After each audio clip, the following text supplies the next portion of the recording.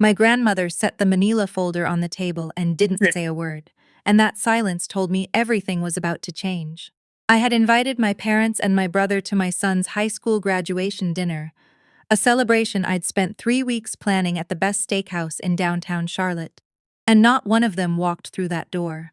They went to a party at my sister's house instead, the sister who'd just gotten engaged to a man named Bradley Colson, a man my family had decided was the second coming the moment they found out his family owned half a shopping district in Raleigh. My name is Camille Whitfield Rise. I'm 38 years old, and I run a corporate accounting and forensic audit firm out of an office on South Tryon Street. I built it from nothing, starting in a one-bedroom apartment with my son Isaiah asleep in the next room, while I crunched numbers for small businesses that couldn't afford a real CFO. By the time he was getting ready to walk across that graduation stage, my firm had 31 employees and clients in 4 states. None of that mattered to my parents. To them, I was still the girl who got pregnant at 20 and threw her life away, even though I'd built a 6-figure business raising that same baby alone. My sister Veronica did things the right way, went to the right college, joined the right sorority, and now she was marrying Bradley, a man 12 years older than her who talked about real estate development the way preachers talk about salvation. I had reserved the private dining room at Capitol Grill. $65 a plate, a 3-tier cake from the bakery Isaiah loved as a kid, a custom banner that said, "Congratulations, Dr. Isaiah," because he'd just gotten his early acceptance letter to medical school. I wanted my parents to see what I'd built. I wanted them to see my son, who I'd raised entirely on my own, becoming something extraordinary. At 6:15, the table was still empty. Isaiah kept checking his phone, his jaw tightening every few minutes. I texted my mother, no response. I called my father. Straight to voicemail. The waiter came by twice asking if we wanted to start without the rest of the party. Then my phone buzzed with a message from my mother. "Camille, we're at Veronica's engagement dinner with the Coulsons." It came up suddenly, and this is more important right now. You understand, we'll celebrate Isaiah another time. Don't make this difficult.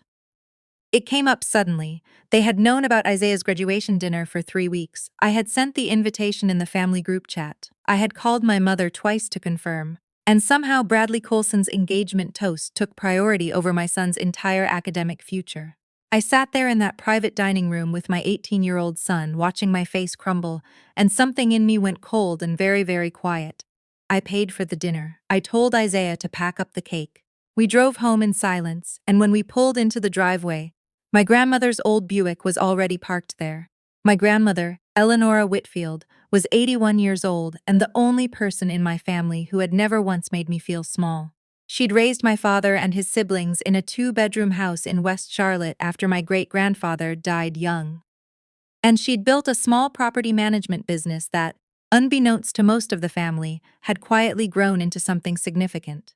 People underestimated her because she still drove a 20-year-old car and clipped coupons out of habit, not necessity. She was sitting on my porch steps when we got out of the car, her cane resting against the railing, a thick manila folder in her lap. "Grandma, what are you doing here? I thought you were at Veronica's thing." She let out a short, dry laugh. I went. I sat down, I ordered a glass of water, and I watched your parents fawn over that man like he hung the moon. Then I left. I have no patience for foolishness at my age. I sat down next to her, exhausted, my makeup probably ruined. "They didn't come, Grandma. They didn't come to Isaiah's dinner." "I know," she said simply. "That's exactly why I'm here." She handed me the folder. Across the front, in red block letters, someone had stamped "Confidential."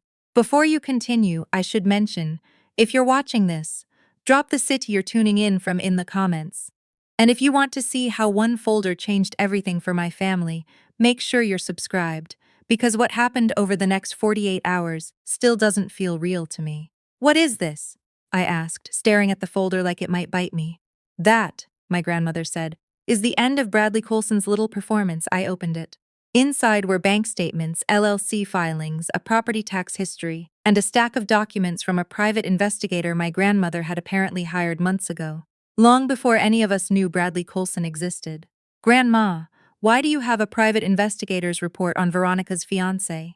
"Because the moment your sister brought that man to my house and he started talking about his family's shopping district, something didn't sit right with me.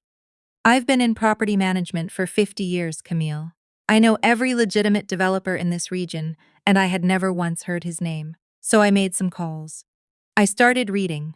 The first section was a corporate history of Coulson Development Group, the company Bradley claimed his family owned. It was registered 18 months ago. Not generations ago, like he'd told everyone. 18 months, the listed address was a UPS mailbox store in Matthews. He told my parents his family has owned commercial property in Raleigh for 3 generations. His family owns nothing, my grandmother said. Keep reading. The second section detailed a pattern of small real estate investment opportunities Bradley had pitched to no fewer than 9 different people over the past 2 years. All of them older women, all of them widows or recently divorced. All of them convinced to wire money into accounts tied to LLCs that dissolved within months of receiving the funds. 3 of these women had filed complaints with the North Carolina Secretary of State's Securities Division. None of the complaints had gone anywhere because Bradley was careful. He never took more than just under the threshold that triggered automatic state investigation, and he always had a charming excuse ready when investors asked questions. He was a classic affinity fraud operator, the kind my firm gets hired to investigate after the damage is already done. He's running a Ponzi scheme, I said, my voice flat. He's running several small ones, stitched together, my grandmother corrected. Keep going. It gets worse. The third section was the part that made my stomach drop. Bradley had a closing date, this coming Monday, on what he called the Crestwood commercial acquisition, a strip mall purchase he'd been pitching to my parents for the last month as a family investment opportunity. He needed $180,000 to close, and according to a flagged wire transfer record in the folder, that money had already moved. It came from an account I recognized instantly. My father's name was on it, but the routing number belonged to the custodial trust my grandmother had set up for me when I was 18. A trust that, under the original paperwork, my father had legal authority to manage jointly until I turned 30. A clause none of us had ever bothered to formally close out, because I'd never needed to touch it. I had $180,000 sitting in an account I hadn't looked at in over a decade. Money my grandmother had set aside from selling 2 of her rental properties specifically so I'd have a financial cushion no man or bad decision could ever take from me. And my father had used his legacy custodial authority to drain it. 2 days ago. To fund Bradley Coulson's fake real estate deal. They stole my money, I said, the words barely making it out of my throat. They stole my money to give to a con artist so my sister could marry into fake wealth. They didn't think of it as stealing, my grandmother said quietly. Your father told me himself an hour ago, before I left that dinner, he said, and I quote, Camille doesn't even know that account exists. She's fine. She doesn't need it like Veronica needs this. He thinks because you built something for yourself, you don't need what was set aside for you.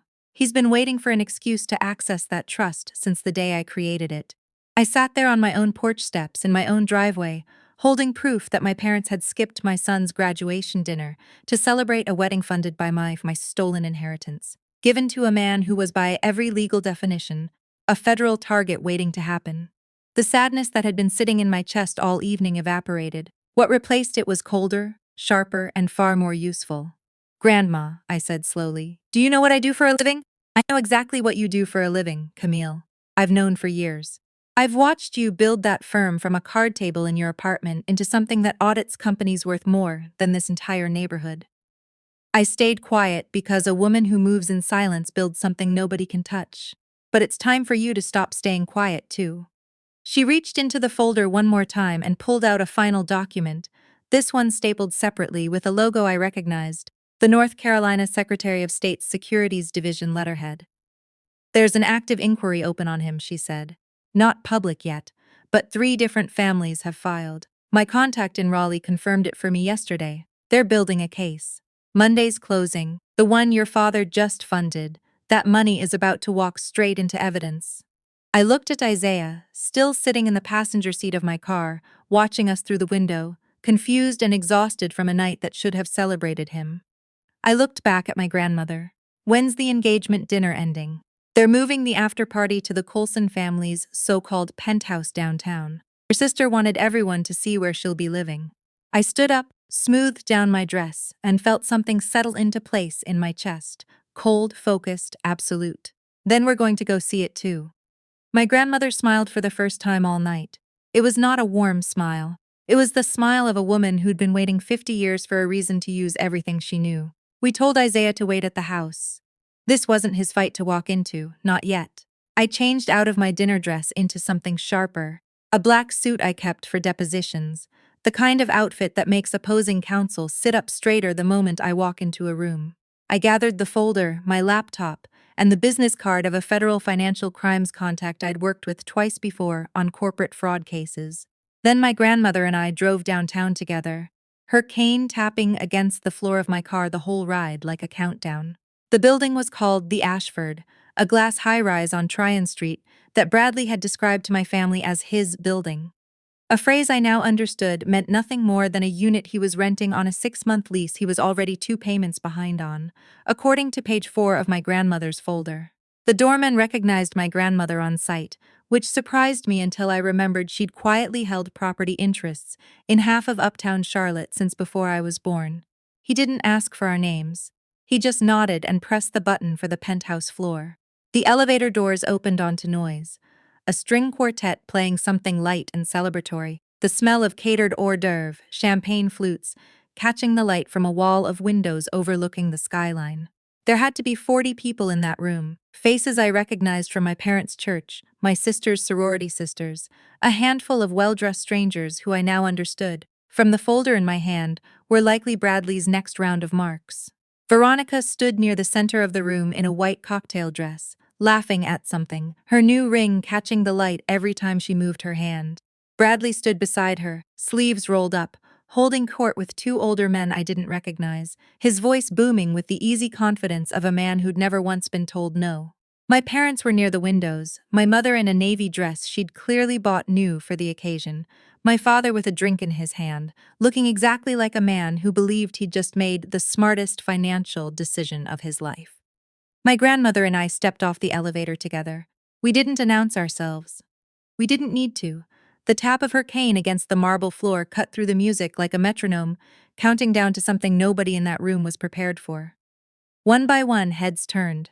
The conversation near the elevator died first, then rippled outward through the room. My mother saw us first. Her face went through 3 expressions in 2 seconds. Confusion, then recognition, then something close to panic. Mom? Grandma? What are you? Camille, what is this? Did you follow us here? We didn't follow anyone, I said, my voice carrying clearly across the now quiet room. We came to see the engagement party. Isaiah's graduation dinner apparently wasn't important enough to interrupt. Veronica's smile faltered. Camille, please don't do this here. This is my night. It is your night, I agreed. Which is exactly why you need to hear this before you marry a man who's already spent your dowry. Bradley's easy smile cracked, just slightly, the way ice cracks before it gives way completely. I think there's been a misunderstanding, he said smoothly, setting down his glass, stepping toward us with the practiced charm of a man who'd talked his way out of harder rooms than this one. Camille, right? Veronica's sister? I've heard so much about your little accounting practice. Why don't we step into the hallway and discuss whatever this is privately, so we don't ruin a beautiful evening? My little accounting practice, I repeated, letting a small humorless smile cross my face. Audited 11 companies last year worth a combined $400 million. I think I can handle a conversation in front of a room full of your guests, Bradley. I watched something flicker behind his eyes. Calculation. Recalculation. I turned to address the room, raising my voice just enough to carry without shouting. My name is Camille Whitfield Rise. I run a forensic accounting firm here in Charlotte. 3 days ago, my grandmother brought me a file on the man standing next to my sister, and I want everyone in this room, especially anyone who's invested money with him or is considering it. This is insane, Bradley said, his voice rising, a thin edge of panic breaking through the charm. She's clearly jealous of her sister's happiness. This is a woman who couldn't get her own family to show up to her own son's dinner tonight, and now she's trying to ruin mine. It was a good move. Cruel but good, turning my pain into a weapon against me in front of an audience. A year ago, it might have worked. You're right, I said evenly. My family chose your engagement dinner over my son's graduation celebration. They chose you over their own grandson. I'm not here because I'm jealous, Bradley. I'm here because 48 hours ago, my father wired you $180,000 he stole from a trust fund that belongs to me to help close your Crestwood commercial acquisition on Monday. A property deal that, according to public records, doesn't actually exist under any LLC registered to you. The room went absolutely silent. That's a lie, my mother said weakly, but her voice had no conviction behind it. Coulson Development Group, I continued, pulling the printed corporate filing from my folder and holding it up, was registered 18 months ago, not 3 generations ago, like you told my parents. Its registered address is a UPS store in Matthews, North Carolina. I have the filing right here if anyone would like to see it for themselves. A woman near the back of the room, older, elegant, holding a glass of wine she suddenly looked like she wanted to sit down, stepped forward slightly. I'm sorry, did you say Crestwood? Bradley pitched me on a property called Crestwood Commons last month. I wired him $20,000 as a deposit. What's your name? I asked her gently. Margaret Loomis. I looked down at the folder, flipped 2 pages, and found her name already there, Mrs. Loomis. I'm very sorry to tell you this in front of everyone, but your deposit, along with deposits from at least 8 other people, is part of an active inquiry currently open with the North Carolina Securities Division. There is no Crestwood property. There never was. Margaret Loomis set her wineglass down on a passing waiter's tray with a hand that visibly shook. Bradley's face had gone the color of old paper. This is defamation, he said, his voice cracking on the second syllable. I will sue you. I will sue your entire firm. You're welcome to try, I said, but I'd save your legal fees for what's coming Monday. My father finally found his voice, stepping forward, his face a furious, frightened red. Camille, that's enough. You don't understand what you're talking about. Bradley explained the whole investment to us.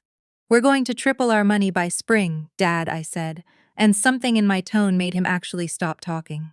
You used your authority on my custodial trust, the one Grandma set up, so I'd never have to depend on anyone, to wire $180,000 to a man with an open securities fraud inquiry against him. You did this without telling me. You did this 2 days before you skipped your own grandson's graduation dinner to come celebrate the engagement that money is funding. We were going to tell you, my mother said. Tears starting now, real ones, the kind that come when denial finally runs out of road. We were going to pay it back once the investment matured. There's nothing to mature, I said quietly. The money's gone, Mom. It went into an account that's about to be seized as evidence. You didn't make an investment. You committed wire fraud on behalf of a man who's been doing this to widows and divorcees for 2 years. Bradley made a sudden move toward the elevator, and that's when my grandmother, who had been silent and still this entire time, planted her cane firmly into the marble floor with a crack loud enough to make him freeze mid-step. I wouldn't, she said simply. Building security has already been informed there's an active financial investigation involving this unit. You walk out that door, you're walking out in front of a man holding a clipboard downstairs, and that looks a great deal worse than staying right where you are. It wasn't entirely true, not yet, anyway. But Bradley didn't know that, and the bluff held just long enough. I pulled my phone from my jacket pocket and dialed the contact I'd saved for exactly a moment like this. A financial crimes investigator named Aaron Whitlock I'd worked alongside on 2 prior fraud cases. He picked up on the second ring. Aaron, it's Camille Whitfield Rise. I need you to look into an active securities inquiry involving a Bradley Coulson and Coulson Development Group out of Mecklenburg County. I have documentation of a fund transfer that closed 2 days ago, currently sitting in an account tied to a deal called the Crestwood Commercial Acquisition, scheduled to finalize Monday. I gave him the account details from the folder while half the room watched in frozen, horrified fascination, their champagne glasses forgotten in their hands. Bradley stood completely still, sweat visible at his hairline now, his rolled-up sleeves suddenly looking less like confidence and more like a man who'd run out of room to hide. He's saying I have no jurisdiction to act tonight, I relayed, listening to Aaron's response. But he's confirming the inquiry is real, and he's recommending I advise everyone in this room, with active investments with Coulson Development, to put a freeze request on any pending transfers first thing tomorrow morning, before that closing date. I hung up and looked directly at my sister, who was standing alone now in the middle of the room, her white dress suddenly looking less like a celebration and more like a costume. Veronica, I'm not here to humiliate you. I came because I love my son, and tonight he sat at a table I paid for, in a room I decorated, waiting for a family that decided your fiancé's toast mattered more than his future. And the man you're marrying is funding that lifestyle with money he stole from your own niece's college fund, essentially, because that's what that trust was always meant to become. Veronica's face crumpled. She looked at Bradley, searching for the man who'd promised her champagne brunches and a penthouse with her name on the lease, and found instead a stranger sweating through his expensive shirt, unable to meet her eyes. "Bradley," she said, her voice small, "tell her she's lying. Tell me the Crestwood deal is real." He didn't answer, the silence answered for him. One by one, the guests began making quiet exits. Margaret Loomis was the first, her heels clicking sharply across the marble as she headed straight for the elevator, already pulling her phone from her purse. Calling her bank, I imagined, or her lawyer, or both. Two of the older men Bradley had been courting earlier exchanged a glance and followed her without a word of goodbye. The string quartet, sensing the shift in the room with the practiced instinct of people who play parties for a living, quietly packed up their instruments and slipped out through a side door. Within 10 minutes, the penthouse that had been full of laughter and champagne was nearly empty, except for my parents, my sister Bradley, my grandmother, and me. Bradley turned on my parents the moment the last guest disappeared, his charm completely gone now, replaced by something raw and ugly.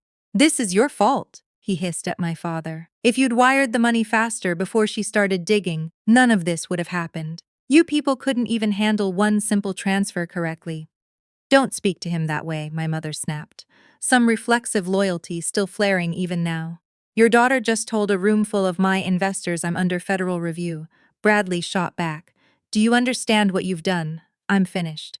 I'm completely finished, and it's because you couldn't keep your mouths shut about the money." My father's face went through something I'd genuinely never seen on him before. Not anger, not denial, but fear. Real, bone-deep fear. "Bradley, we gave you everything we had left. You promised us this was secure." "Nothing is secure," Bradley snapped. "Welcome to the real world." I watched my parents realize in real time that the man they had prioritized over their own daughter and grandson didn't actually feel a shred of loyalty to them. He felt nothing for anyone in that room except what they could give him. My father turned to me, his face crumbling into something I almost didn't recognize. "Camille, you have to fix this. You work in finance, you know people. You can make this go away. Tell that investigator it was a misunderstanding. We'll pay you back somehow, please." I looked at him for a long moment.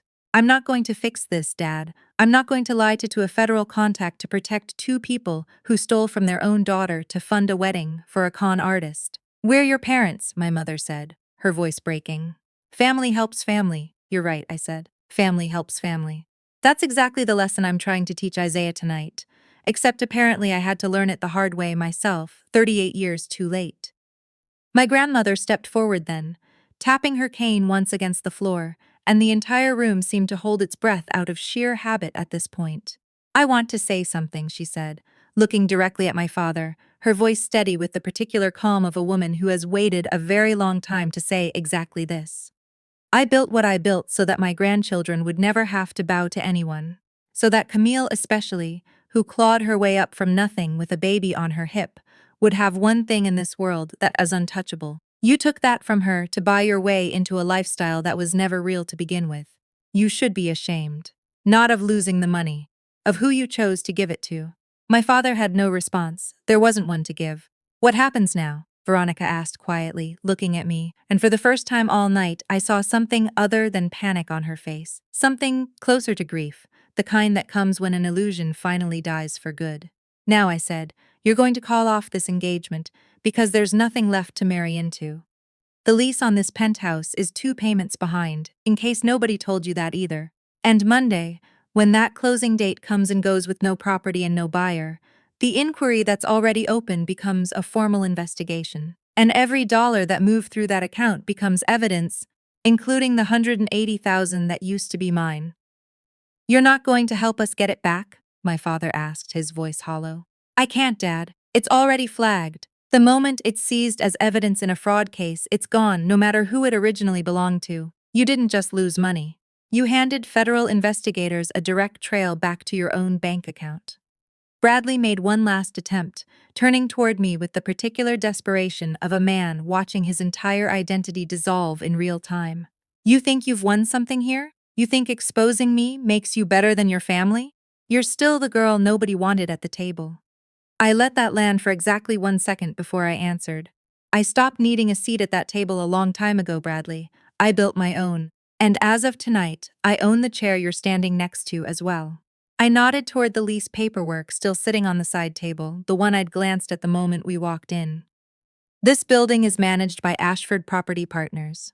My grandmother has held a controlling interest in that partnership for 6 years. You've been 2 payments behind on a lease owned indirectly by the same family you just tried to humiliate. The color completely left his face. My grandmother allowed herself a small, satisfied smile. I don't forgive missed payments for men who steal from widows, Bradley. You have until the end of the week to vacate. After that, I'll have the locks changed myself. We left them standing there. Veronica sitting down slowly on the arm of a sofa, staring at nothing, my parents frozen by the window where the skyline used to look like a promise, and Bradley pacing near the bar, already pulling out his phone, probably trying to find some new mark, some new family willing to believe a man's confidence was the same thing as his worth. My grandmother and I rode the elevator down in silence, her hand resting lightly on my arm. You did well tonight, she said as the doors opened to the lobby. I didn't do anything you didn't hand me, I told her. I handed you the truth, she said. What you did with it was entirely yours. I drove home with the windows cracked, the cold night air clearing my head for the first time in hours. Isaiah was still awake when I got back, sitting on the porch steps where my grandmother had been earlier. The leftover cake from the dinner balanced on his knees. Mom, he said as I walked up. What happened? I sat down next to him, took the fork out of his hand, and had a bite of the cake that was supposed to celebrate him 3 hours earlier. Tonight, I told him, I learned that some people will let you sit alone at a table you built for them and call you difficult for noticing. And I learned that the people who really love you don't need an invitation to show up. He didn't fully understand it yet, not all of it, but he leaned his head on my shoulder anyway, and we sat there together on the porch eating cake meant for a celebration that had finally, quietly, found its way home. I never went back to my parents' house after that night, not the way I used to. My mother calls sometimes, asking about Isaiah, never quite apologizing, and I let her, because cutting someone off completely and simply no longer needing them are two very different kinds of peace. Veronica and I talk now more than we ever did before. She moved into a small apartment near mine, started over, and for the first time in our lives, we're actually building something like a real relationship, instead of a competition nobody asked us to enter. The trust money never came back. I didn't need it to. My firm grew another 40% that year, ironically buoyed by 3 new referrals from people who'd heard, through Charlotte's small and gossiping business circles, exactly what happened in that penthouse on Tryon Street. I think about that night sometimes, not with anger anymore, but with a strange, settled gratitude. My family thought an empty chair would break me. They thought excluding me for celebrations was the worst thing they could do to me. They never understood that the moment you stop needing the table, the chair stops mattering at all. I built my own table instead, and every single seat at it is filled with people who showed up.